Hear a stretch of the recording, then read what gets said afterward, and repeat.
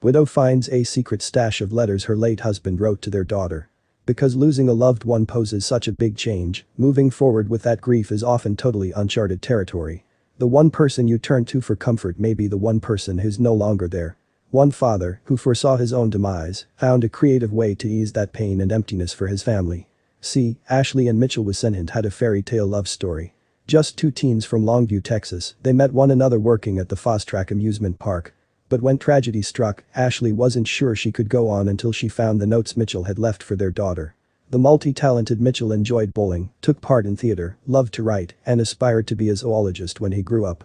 His buoyant outlook on life was magnetic to Ashley, and they fell in love almost instantly. In 2010, everything in the couple's lives seemed to be going right. Mitchell was working at the Longview Target and Ashley was studying in college and working at a local hospital.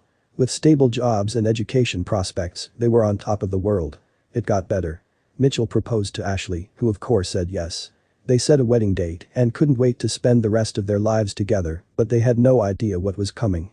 On July 10, 2010, after 2 years of dating, Mitchell and Ashley tied the knot.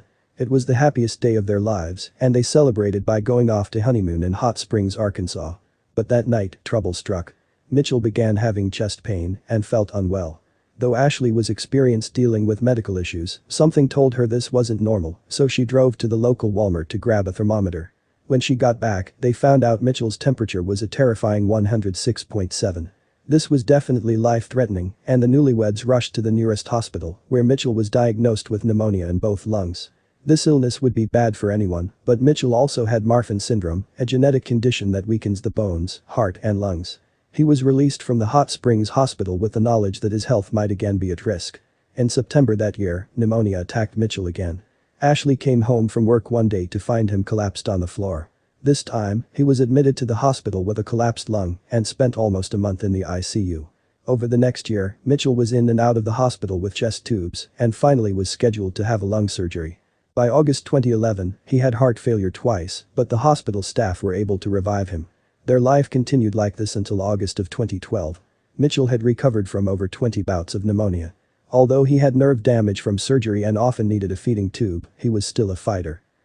To add insult to injury, the couple had been trying to get pregnant, but sadly had 4 losses.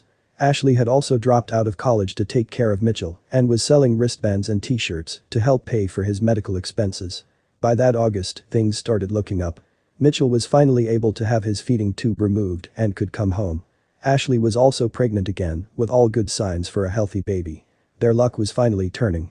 Mitchell continued to improve, and in April 2013, Ashley brought their baby girl into the world. Overjoyed, they named her Brinley. She was the best thing in their life, their little miracle ray of hope.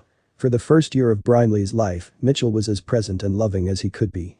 He still had run-ins with pneumonia, but they weren't as bad as normal, and he always pulled through for his family, that is, until May 2014.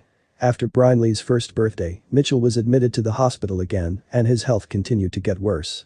By August, he weighed just 92 pounds and had lost hope that he'd ever get better. Heartbroken, Ashley made him as comfortable as she could. The three Whisenhunts took a last family vacation to the Dallas Aquarium and the Fort Worth Zoo, paying a visit to the animals Mitchell loved, and on October 18, he passed away. Unbeknownst to Ashley, Mitchell couldn't stand to leave her and Brinley without hope. He'd never given up on writing, and when Ashley was cleaning the house, she found a notebook full of poems and 30 sealed letters all addressed to her and Brinley. There was one for each of their daughters' birthdays until she turned 18, one for her graduation day, and one for her wedding. Ashley broke down into tears. His words would always be there for them, even if he couldn't be. Even as he was dying, he thought about everybody else instead of himself, Ashley said, astonished. Through his testimony, there is so much Brinley is going to learn. She'll always have her dad both in words and looking down from above. Leaving letters behind after death can be incredibly healing for surviving parties. Long-time partners get to see untouched parts of the dearly departed souls. Letters can completely recontextualize a relationship.